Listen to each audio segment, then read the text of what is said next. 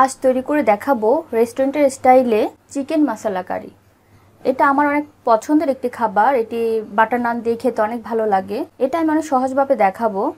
তাই আমি এখানে যা যা নিয়েছি রান্নাটা করার জন্য, আমি ব্রয়লার মুরগি সেটা আমি নিয়েছি 1.5 কেজি পরিমাণ। এখানে আমি বেশিরভাগ হাড্ডিটা ব্যবহার করিনি। এটা আমি ভালো করে মধ্যম সাইজের পিস করে, এত বেশি বড়ও করিনি ছোটও করিনি, মধ্যম সাইজের পিস করে আমি ভালো করে ধুয়ে পানিটা ঝরার জন্য নিচে একটা প্লেট দিয়ে রেখেছি। আর এতে আমি যা যা মশলা দিব তা আমি দেখিয়ে দিচ্ছি। আমি 1 কাপ পরিমাণ পেঁয়াজ কুচি নিয়েছি, 1 চা চামচ পরিমাণ হলুদের গুঁড়ো, 1 চা চামচ জিরে গুঁড়ো। এই জিরে গুঁড়োর সাথে আমি জয়ফলের একটুখানি অর্থাৎ 4 ভাগের 1 ভাগ আমি গুঁড়ো করে দিয়েছি জিরের সাথে জয়ফলের।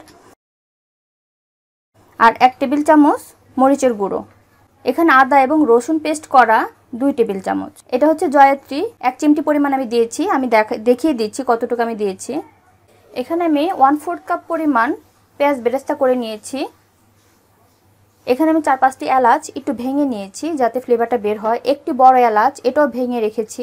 1/2 কাপ চিনি, এটা স্বাদের জন্য, না দিলে সমস্যা নেই। 3টির মতো আমি তেজপাতা দিয়েছি, 5টির মতো কাঁচামরিচ, 3 টুকরো দারচিনি, আর লং হচ্ছে 3-4টি, গোলমরিচ সাদা গোলমরিচ হতে 5-6টি, আর শাহি জিরা আমি দিয়েছি 1 চিমটি। আর এখানে আমি 3 প্রকারের বাদাম আমি মিক্স করে রেখেছি, আমি দেখাচ্ছি।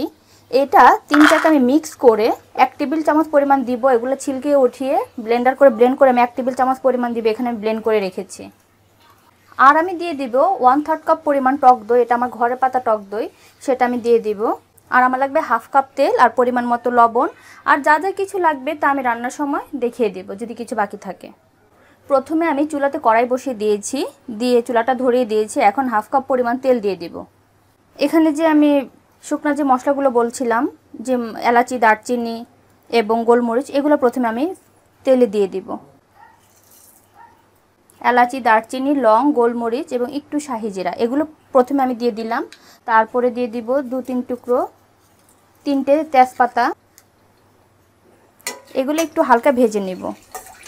ইচ্ছে করলে দই দিয়ে মাংসটাকে যদি আমরা মেখে রাখি 2-3 ঘন্টা, সেটাও খেতে ভালো লাগে। যদি সময় থাকে সেটা মেখে রাখলে ভালো হয়, একটু মশলা দিয়ে, টক দই দিয়ে। এটা এখন আমি একটু হালকা ভেজে নেই ফ্লেভার আসা পর্যন্ত। আমার এটি ভাজা হয়ে গেছে, সুন্দর একটা ফ্লেভার বের হচ্ছে। এখন আমি পেঁয়াজটা দিয়ে দেব।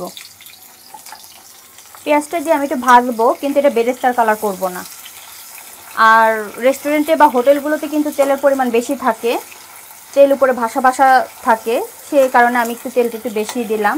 যদি ঘরে খান বা তেলটা ভালো না লাগে তাহলে কমিয়ে দিতে পারেন। আমার পেঁয়াজটি সফট হয়ে গেছে। এখন এক এক করে আমি মশলা দিতে থাকবো। প্রথমে আমি আদা এবং রসুন পেস্টটা দিয়ে দিব। এটা এখন আমি একটু 2 মিনিটের মতো একটু ভেজে নিব। আমি কিন্তু এখানে পেঁয়াজ বাটাটা ব্যবহার করছি না। যদি পেঁয়াজ বাটাটা ব্যবহার করেন তাহলে কিন্তু পেঁয়াজের পরিমাপে একটু কম দিতে হবে। আমার রান্নাটা করতে করতে আমার পেঁয়াজটা গলে যাবে। এখন আমি এক এক করে মশলা যেগুলো আছে সেগুলো দিতে থাকবো। প্রথমে আমি হলুদের গুঁড়োটা দিয়ে দিলাম, মরিচের গুঁড়ো দিয়ে দিলাম, মরিচটা নিজের মতো দিবেন ঝাল অনুযায়ী। জিরেটা দিয়ে দিলাম এবং জয়ফল গুঁড়ো করা সেটা দিয়ে দিলাম।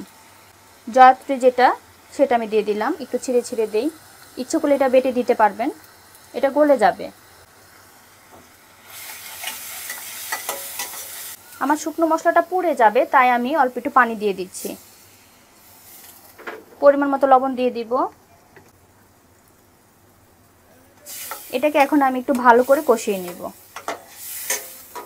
আর মশলাটি ভাজা ভাজা হয়ে গেছে, কষানো হয়ে গেছে, তেলও ভেসে উঠেছে। এখন আমি মাংসটা দিয়ে দিব। মাংসটা দিয়ে চুলার আঁচটা কমিয়ে এতে দিয়ে দিব আমি টক দই। টকের উপরে ডিপেন্ড করে টক দইটা দিতে হবে। অতিরিক্ত দিয়ে দিলেও আবার হবে না, বেশি টক হয়ে যাবে। তারপরে দিয়ে দিব আমি বাদাম পেস্ট করা 1 টেবিল চামচের মতো, সেটা দিয়ে দিব। 1/2 চা চামচের মতো চিনি দিয়ে দিব। সয়া সস দিয়ে দিব 1 টেবিল চামচের মতো। এগুলো কিন্তু আপনার টেস্টটা বাড়াবে। আমি আগেটা যেটা দিয়েছি সেটা হচ্ছে টমেটো কেচাপ, আমি কথাটা ভুল বলে ফেলেছি, টমেটো কেচাপ। এখন আমি দিয়ে দিব সয়া সস 1 চা চামচ পরিমাণ, অর্থাৎ এই কাপটার একটুখানি। এটাকে এখন দিয়ে আমি ভালো করে একটু নেড়ে দিব। এটা থেকে কিন্তু আমার যথেষ্ট পরিমাণ পানি উঠবে। আর এটা কিন্তু অতিরিক্ত গলা গলা হবে না, একবার ভেঙে ভেঙে যাবে তা না।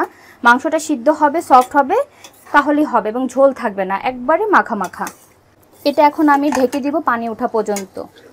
দেখব আমি কতটুকু পানি উঠে, পানি থেকে সিদ্ধ হবে কি হবে না সেটা আমি দেখব পরবর্তীতে। এখন আমি এটা নেড়ে চেড়ে মিডিয়াম আঁচ করে ঢেকে দিব 10 মিনিটের জন্য। 10 মিনিট পরে আমার মাংস থেকে অনেক পানি উঠেছে। যেহেতু এটা ব্রয়লার মুরগি তাই অতিরিক্ত পানি না দেওয়াই ভালো। দেখতেই পাচ্ছেন অনেক পানি উঠেছে।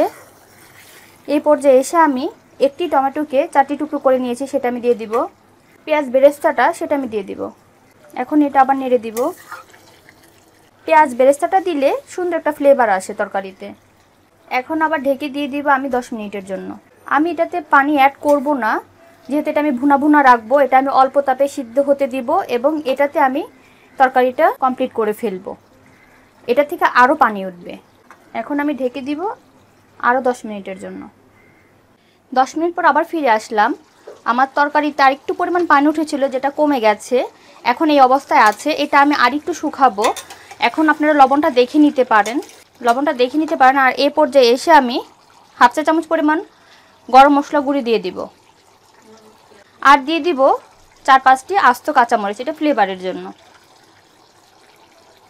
আমার রান্নাটা মোটামুটি কমপ্লিট হয়ে গেছে, আর একটু ঝোলটা শুকাবে, তাই আমি এখন কাঁচামরিচের ফ্লেভারটা বের হওয়ার জন্য একটু ঢেকে দিব এবং 5 থেকে 7 মিনিটের মধ্যে আমার তরকারিটা কমপ্লিট হয়ে যাবে। আর ঝোলটা যদি এরকম রাখতে চান, যদি রুটি দিয়ে খেতে চান তবুও রাখতে পারেন, অথবা আরেকটু কমালেও কমাতে পারেন। আমি আরেকটু পরিমাণ কমাবো। আমি ঢেকে দিলাম হওয়া পর্যন্ত। দর্শক, আমার রান্নাটি পুরোপুরি কমপ্লিট হয়ে গেছে। আমি দাঁড়িয়ে থেকে নাড়ার উপরে রেখে এটা ভাজা ভাজা করেছি। এটা যদি আমি আরও বেশি নাড়া দিই তাহলে কিন্তু ভেঙে যাবে। আর যেহেতু আমি পানি দেইনি তাই তেলের উপরে রেখে এটা ভাজতে হবে, তাহলে এটা খেতে ভালো লাগে। আর মশলা কিন্তু সব নিচে পড়ে আছে, তেলের জন্য দেখা যাচ্ছে না। আর এটা কিন্তু খেতে অনেক টেস্ট। ভাত দিয়ে খান আর রুটি দিয়ে খান, দেখতেই পাচ্ছেন তেল আর নিচে সব মাখাটা সব গায়ে গায়ে লেগে আছে মশলাগুলো। আর এটা কিন্তু অতিরিক্ত ভেঙে যাবে না, এর দিকে খেয়াল রাখতে হবে। আর ফ্রাই প্যানে করলে ভালো হয়, নন স্টিকে কোনো কিছুতে করলে ভালো হয়, তাহলে আর লেগে যাবে না। আমার এই কড়াইতে লাগেনি। এখন লবণটা দেখে নামিয়ে নিলেই হবে। এই যে কালারটা অনেক সুন্দর আসছে। তাহলে দর্শক, তৈরি হয়ে গেল আমার রেস্টুরেন্টের স্টাইলে চিকেন মশলা কারি। ভালো লাগলে অবশ্যই লাইক দিবেন, শেয়ার করবেন এবং আমার চ্যানেলকে সাবস্ক্রাইব করবেন এবং নোটিফিকেশনের জন্য বেল বাটনে ক্লিক করবেন। আর আজকে এ পর্যন্তই। নেক্সটে দেখা হবে নতুন কোনো ভিডিও নিয়ে। সে পর্যন্ত সবাই ভালো থাকবেন। আল্লাহ হাফেজ।